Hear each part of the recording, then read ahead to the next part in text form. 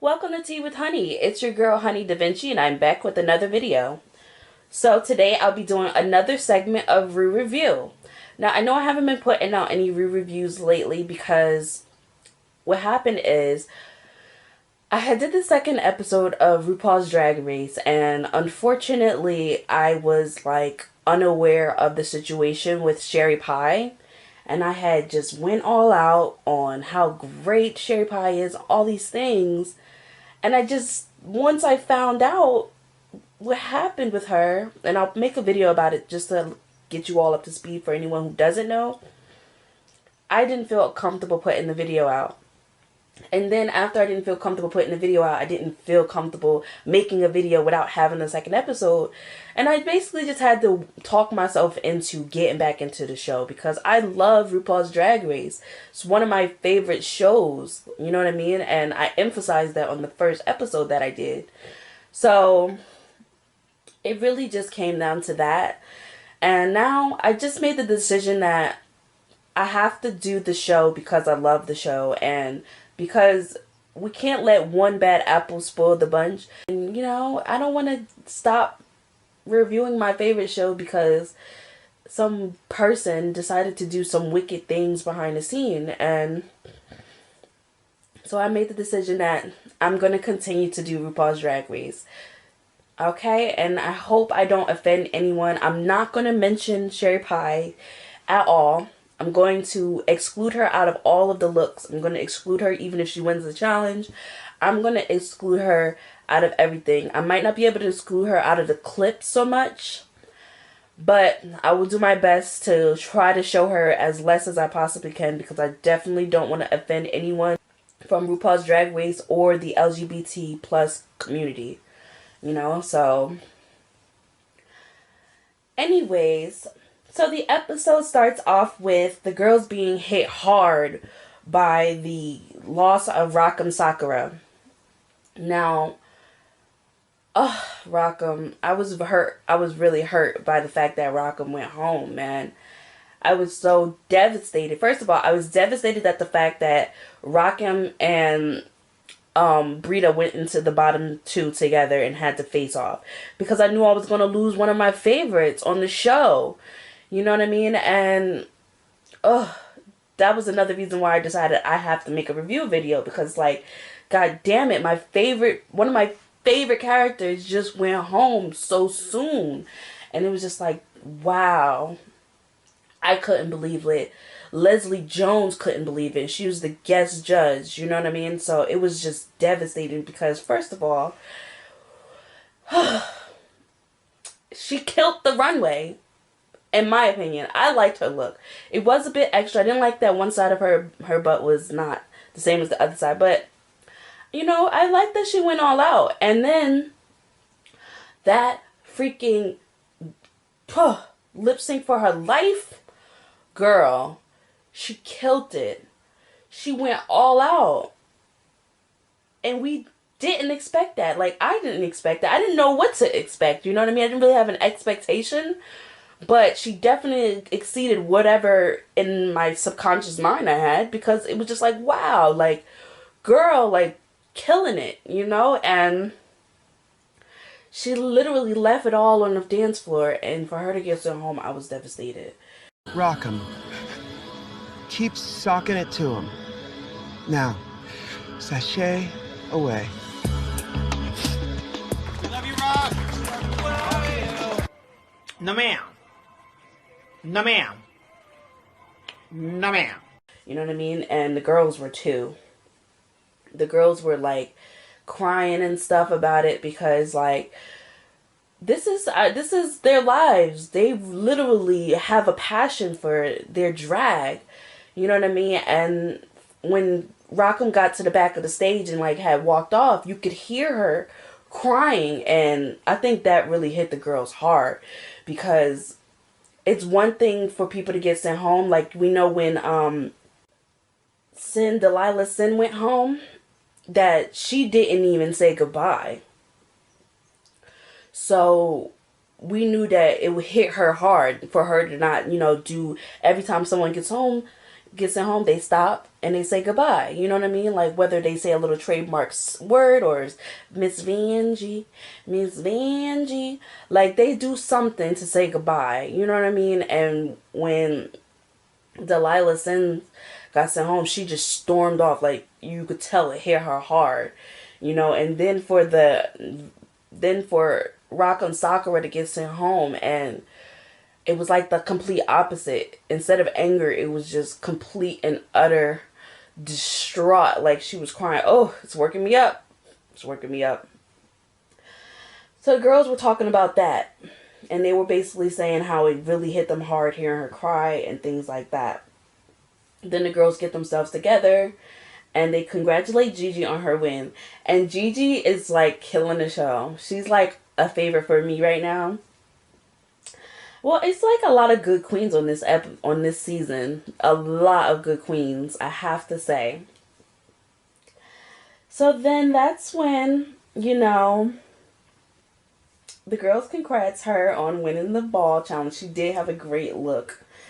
And, they were on to talking about how Nicky was struggling with her personality and how she's trying to get her charismaticness, her quirkiness to translate to the judges, and how it's frustrating her that she feels like she's showing them, but it just doesn't seem like they're noticing, or it doesn't seem like it's really translating to where they understand it. So it was really bothering her about that.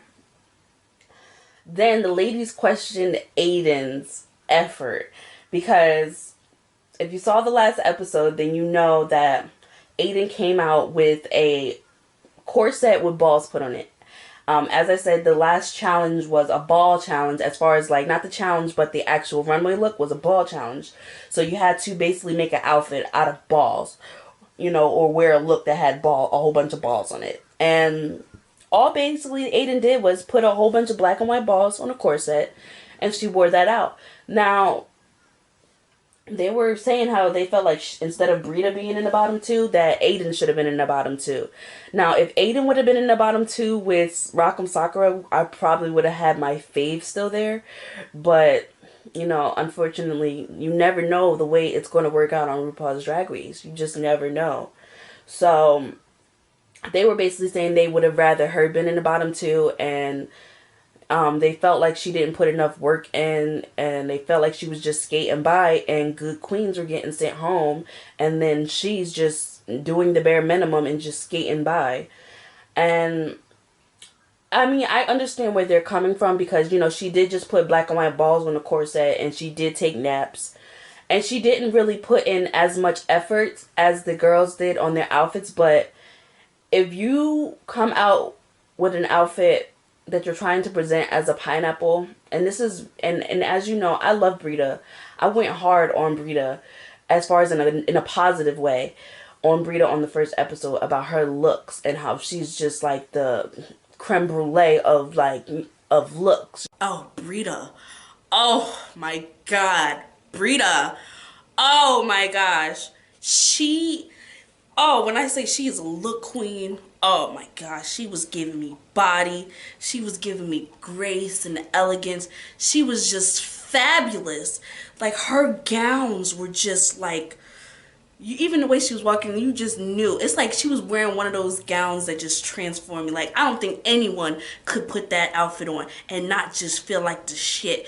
Like, you know what I mean? Like, so I don't have any bias. If you look great, I'm going to tell you you look great. If you look bad, I'm going to tell you you look bad. And Brita looked bad. Now, I did not like the pineapple look. I didn't like the pineapple look. So, regardless of the fact that Aiden may have took less time on her work looked better than yours, Brita. It did. It's a pineapple. What you talking about, Willis? Because that is not a pineapple. It's a pineapple. No, I say no. Okay.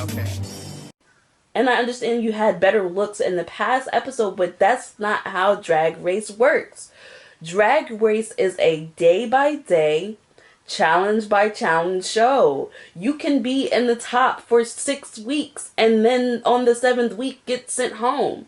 So you need to just make sure you bring it at all times.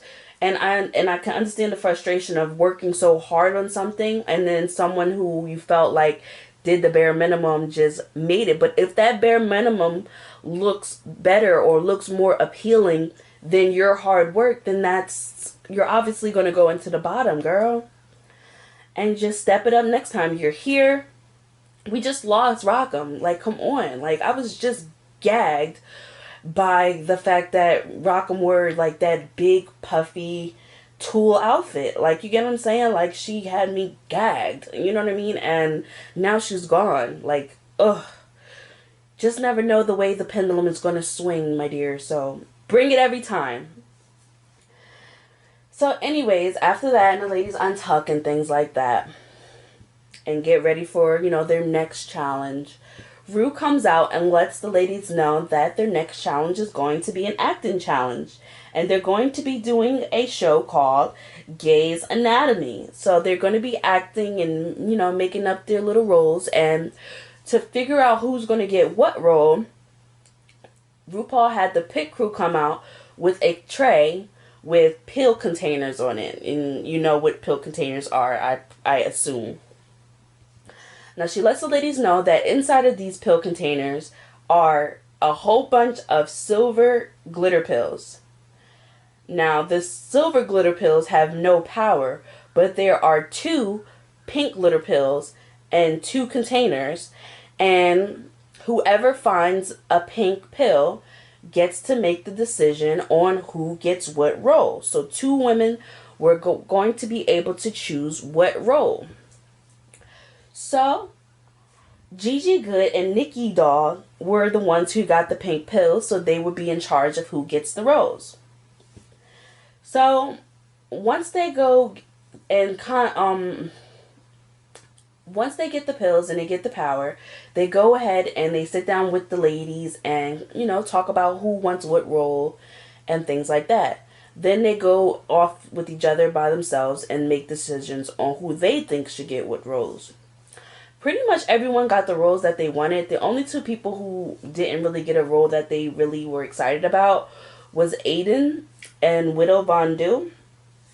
And the only person I really felt like was seriously upset about it was Widow. But I will say one thing.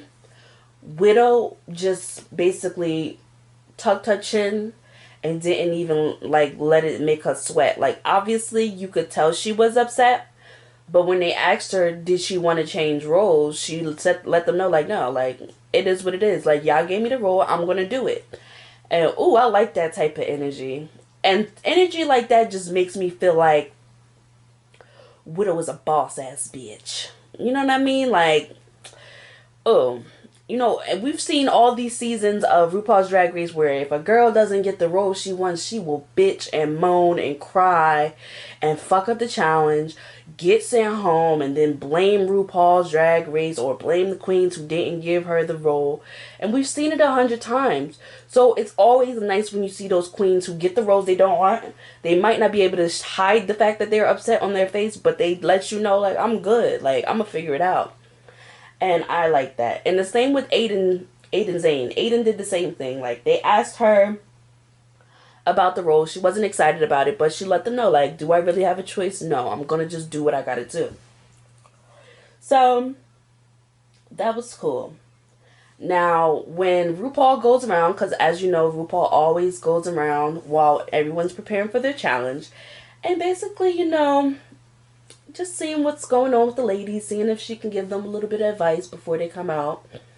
And I did not like the fact that when RuPaul came over to Aiden and was asking her how she's doing, I did not like the fact that Aiden was making so many excuses. I didn't like that. I don't like that. I do not like that. That is not cool. Because on the last episode, in Untucked, Leslie Jones came on the show, as I said before. And when Leslie came on the show, you know what I mean? She could tell that Aiden was struggling.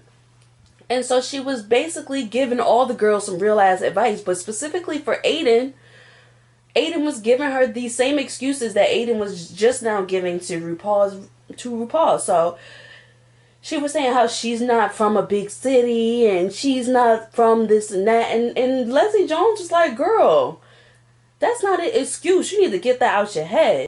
She was like, you think that I was supposed to be Leslie Jones?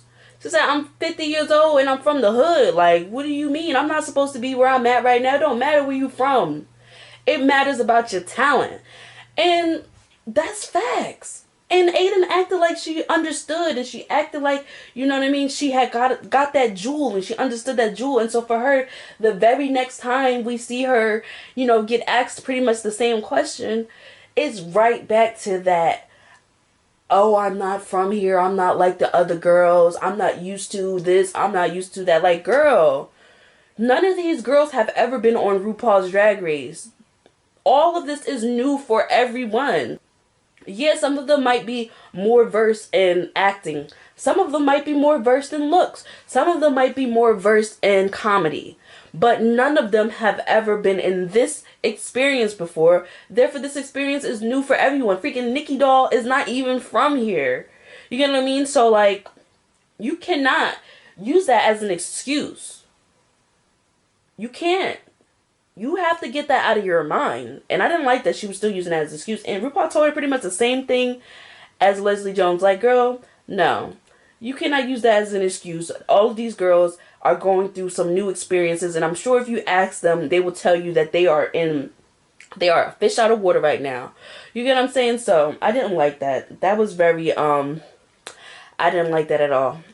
So then, you know, they go on and they're practicing for their acting challenge. They you know, they have to actually do the script and perform. So while they're acting, the people who really struggled the most was Jada Essence Hall. So Jada had a role. She was a doctor, and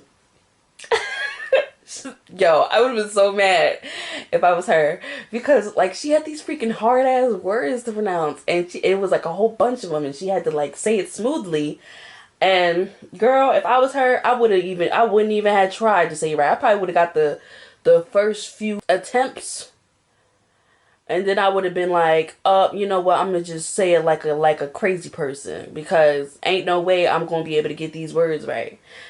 But I felt like she was trying so hard to get the words right that it made her really struggle, and she missed the jokes. And, you know, I noticed that. Then Brita struggled as well. Now, I think the main reason Brita struggled is because Brita does not like Aiden, and she was partnered up with Aiden, and she had to be the doctor for Aiden. And she was just like putting the blame on Aiden, and I didn't like that. Girl, it doesn't matter who your partner is. If you stand out, you are going to stand out. If you have a partner who is bad, that's better for you. This is your opportunity to overshine them. You get what I'm saying? Like, that's just what it is. You cannot allow yourself to have a defeatist attitude. Use every obstacle as an opportunity to overcome. It's only going to make you stronger. And I didn't like she was blaming Aiden, because Aiden's role was like someone who dies and she had to carry it. You know what I mean? And no, do you. Like, the girls, this is not the first time someone had to play a dead character. Like on the episode where Heidi in Closet and Gigi Good, like, and I've been doing it well. You get what I'm saying? Like, no, you cannot use these excuses. Don't use excuses. Use your opportunities to excel. And so she struggled because, you know, she pretty much had to do the mass work of the acting. But you can't really blame Aiden, because to me, Aiden was funny. She had me laughing. So, I don't know. So after the girls do the acting, and you know, they go back to their dressing area, and they're getting ready for the runway looks. You know, I would have to say it was really nice to get to know the girls. I always look forward to that part of the show. Jackie Cox opens up about, not being accepted by her mom. And she was crying and stuff like that. And it was just, and her mom doesn't even know she does drag. You know what I mean? So it's like she's afraid that it's going to end up getting back to her mom. And that her mom's not going to approve of her or whatever. So it was sad, it was sad. She was crying and stuff like that. And then Widow talks about the fact that her mom died when she was a teenager, and the fact that she never came out to her mom. Ooh, it's making me sad. Ooh. And the fact that she wasn't able to come out to her mom, and that her mom would never know, or experience her dreams, you know what I mean? So that was really sad too. So it was really sad moments, but I love these two queens, Jackie Cox and Window Von Du, and they're so strong that it was really good to see them open up and to be able to get to know them. And I also forgot to mention, Widow did great on the acting challenge. She was put with Nicky Doll, and Nicky Doll, I felt like Nicky Doll did a good job. I liked it, but apparently, she didn't do that great to the judges. But Widow Von Du did a great job on the acting challenge. Even though she was put with someone who may not have been as, on point, she came and she served, and she did what she came to do. And I felt like the reason she didn't want that character is because it was going to be easy for her, and she didn't want anything easy or whatever. Now, as far as the runway goes, the runway was all about, capes. So the girls had to come out in their capes and, obviously put something together that was cute. Now, my favorite looks on the capes was Jackie Cox, Jada Essence Hall, and Brita. Those are my favorites, period. Period. I loved Jackie Cox's Persian belly dancer yellow outfit. It was so freaking nice. I loved Jada Essence's haul. It was red and tan, and it was a bodysuit superhero cape type of look. It was very elegant superhero vibes with the wild exaggerated shoulder piece. I loved it, and I loved the looks of Brita. Oh my freaking gosh. Oh, she had me gagged again. I'm sorry, you guys. Oh my god. She wears clothes that I would wear. She had this Little Red Riding Hood outfit. Mind you, I was Little Red Riding Hood for Halloween last year, and I had kind of a corset type of outfit on too.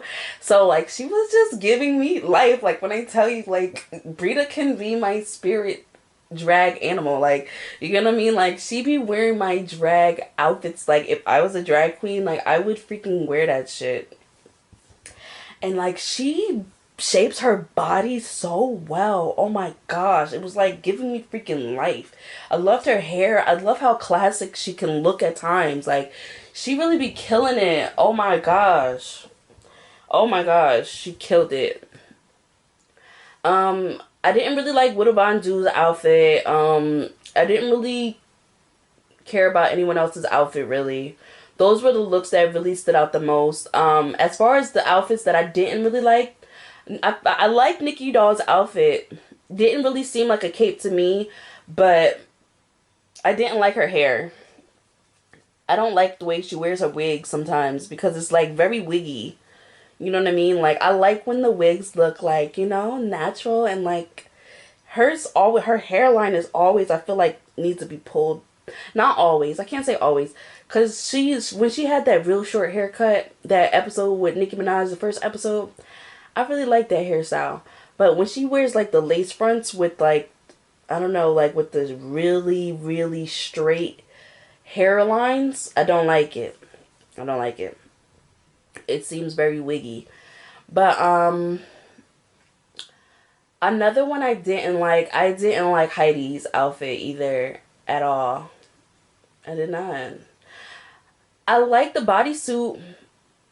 I didn't like the cape. And that was the whole point of the challenge for the runway, was to wear a cape. And that was my least favorite part about the outfit, was the cape. I didn't like it. And I didn't like her makeup and her hair. Ugh, dang, Heidi. But I love me some Heidi though at the same time. I do. And also I would have to say Crystal Method. Even though Crystal Method got a lot of compliments from the judges on her look, I didn't like her look. I'm starting not to even like her drag. I don't really like her drag. I don't really like it anymore. Like, when she first came out with the comical clown outfit on, I really thought differently than what we continued to get from her. Like, she came out on the first episode with like this couture clown outfit, and then she came out with the Freddy Krueger outfit on the runway. Oh my gosh. And then it was just like, I felt like it was downhill from there. From there, I didn't like any of her other outfits. I didn't like any of her other looks. So it was a little disappointing. But I liked her. I liked her makeup. I didn't really like the colors altogether. I didn't. But that's just my opinion. The judges were gagged though. And that's really all that matters, is the judges' opinion. The judges loved it. And maybe it looked better in person. Sometimes that's the case. Sometimes the looks probably look better in person than they do on camera. So basically, you know, it boiled down to the judges gave their critiques on the ladies, and they decided that they were going to basically let the ladies choose who went into the bottom. They gave critiques on Heidi Good. I said Heidi Good, my apologies. Heidi in Closet. They let her know that they didn't really like the look. Basically, the only one who really got any serious critiques on the looks besides Nicky Doll. They said that Nicky Doll's cape wasn't really a cape, which I agree. It really wasn't. It was more like a shawl rather than a cape. It was giving me shawl vibes, like she was supposed to throw it over her shoulder or something. So they asked the ladies, like, who do you think should go into the bottom? And all of the ladies picked Nicky Doll because they didn't like the baby. And if I was to think about every single person's performance, I mean, that was a hard one. That was a hard one. So yeah, for them to pick Nicky Doll, I can't really fault them, because it was like everyone is doing so good that you really just have to nitpick. You get what I'm saying? And since the judges didn't really like the baby, you know, it was like, obviously they had to pick Nicky Doll. And then they asked Nicky Doll who she felt should go into the bottom. And for Nicky Doll to pick herself pissed me off. Listen, ain't no way you put me on any show and y'all ask me who's supposed to go in the bottom. I ain't picking myself. I don't give a damn. I don't want to go home. I don't need to go home. I'm not putting myself in the bottom. What? But she chose herself. And she was trying to take the easy way out. And so then that's when RuPaul turned it up a notch. Okay, so besides yourself, who do you think? You have to pick, girl. And so she picked Heidi in Closet. Girl, oh my god, anyone, girl, you could have picked anyone besides Heidi in Closet. Anyone but Heidi in Closet, girl. Anyone. Girl, do you not remember? Was she not there? Was Nicky on the same episode as Heidi in Closet on that first episode? I believe she was. Girl, you seen that girl on that dance floor? Is you kidding me? Oh my gosh, she must have really not wanted to been there, because ain't no way I would have picked Heidi in Closet. I don't give a damn if Heidi had the worst critiques out of every single person on that stage. I wouldn't have picked her. The fuck out of here. What? And sure enough, she went into the motherfucking battle round with Heidi in closet. And just like we know Heidi know how to do, Heidi, oh, she killed that shit. Oh my god, she was ripping it. Oh, she tore the house down like we know she does. Like, that's what I said. Like, ain't no way I'm going into the bottom with Widow or Heidi. Like, ain't no way. Like, I would not want to. Them girls know how to dance. See, there's queens that know how to dance, but when they get on that lip sync for your life, they don't know how to dance. You get what I'm saying? And then there's queens that know how to dance. You get what I'm saying? Like, let me say, for example, in case you don't know what I mean, there's queens who know how to dance, and then they get on the lip sync for your life, and they don't know how to dance for the song. All they know how to do is acrobats. You get what I'm saying? No, bitch. Then there's queens like Heidi in Closet who know how to dance. Like, girl, I know how to do the acrobats, but I also know how to dance for what song, for what type of song, for the essence and the theme and the whole shit. You get what I'm saying? And that's the next level of dancing. So that girl just got worked around the floor. Heidi mopped her ass up and then tossed her in the drain. Okay? And, ooh, I loved it. Oh, can we put Heidi in the bottom every time? Let her take all these bitches out because I just love watching her dance. So, sad to say, Nicky Doll did get sent home and I was sad about it, but girl, you put yourself in the bottom. You picked yourself, so you knew you was going in there. If there was any type of little piece of hope that RuPaul was not going to put your ass in the bottom, you made her put your ass in the bottom. If you pick yourself, they putting your ass in the bottom. Period. But I love the episode. I love the show. And, you know, that was it. You know, I look forward to the next episode. And like I said, from now on, I'm going to keep doing these episodes of RuPaul's Drag Race because I love the show. You know what I mean? And just got to do it for the girls who put the work in, you know? And I hope I don't offend anyone by doing my reviews. And I love you guys so much for watching. Stay tuned for the next episode. I will be dropping weekly. Thank you and have a great day. Bye. Oh yeah, don't forget to like, subscribe, and hit that notification bell, baby. Don't you want to see more of these videos? Bye.